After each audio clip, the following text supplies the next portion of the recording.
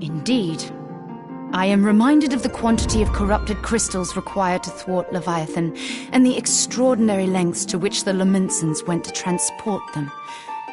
What if it should prove that a similar quantity was needed to destroy an Ascian's soul? Or still more? I do not envy the poor sod who has to lug all of that around, on the off chance that an Ascian appears. That's the very problem we set out to solve. And I reckon we've found the answer. If it isn't practical to lug around the ether we need, we'll just have to draw upon another source. And the only viable source is the land. If you mean to tap the Great River of Ether, know that it will entail considerable risk. Meddling with the currents may well induce a surge like to the one which despoiled Mordona. Give me a bit more credit, will you? Why would we need to tap the river when there are veritable reservoirs jutting out all over the land? I speak of corrupted crystals. It might be that their aspect is out of balance, but a crystal's a crystal.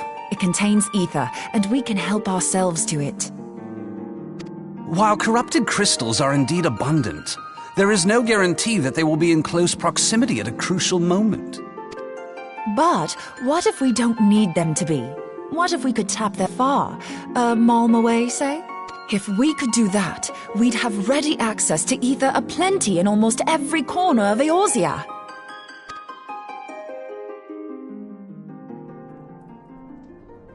I've yet to put my theories to the proof, but I've got a good feeling about this. If no one has any objections, I'd like to see where this avenue leads. If you think it worth your while, you have my blessing. But tell us, what are your theories? I, for one, am most eager to understand the process, however vaguely.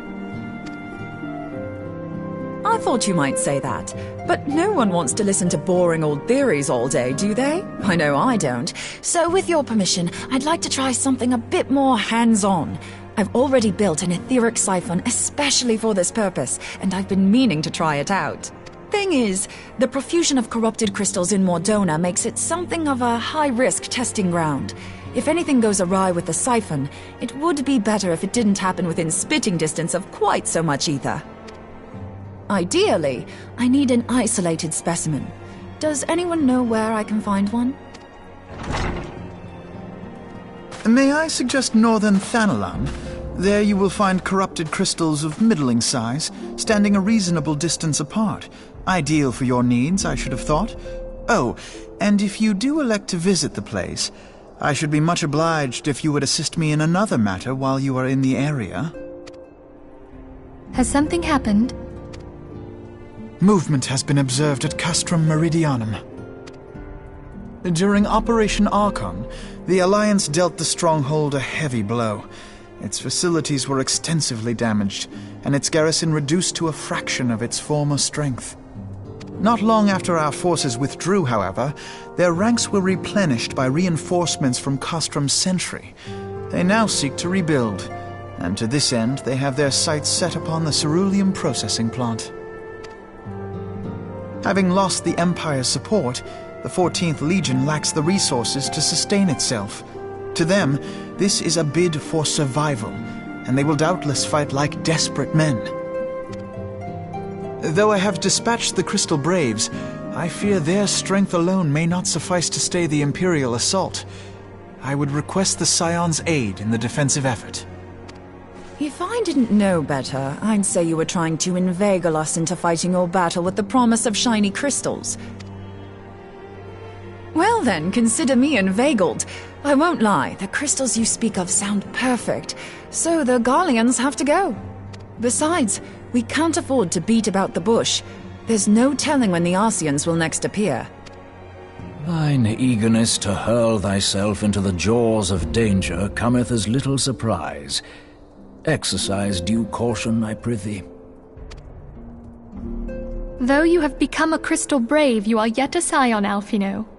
We could hardly refuse you.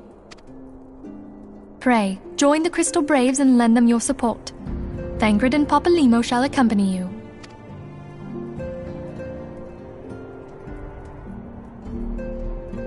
Ida and Yashtola, in the meantime I would have you assist Moonbreeder.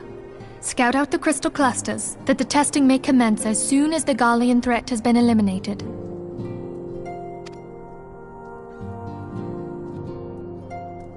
If it please you, I shall continue mine own experiments on white aurosite. Thank you, Urianger.